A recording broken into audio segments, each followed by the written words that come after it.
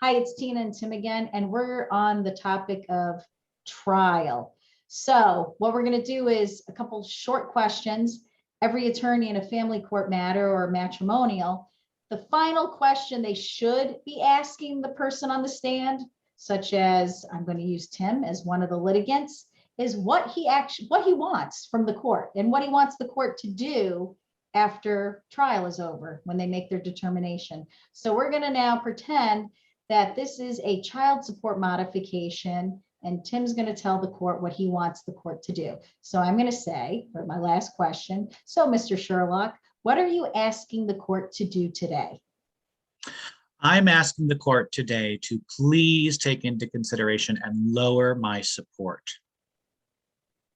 Okay, and then I would then ask the court to put in a closing, whether it's in writing or on the spot.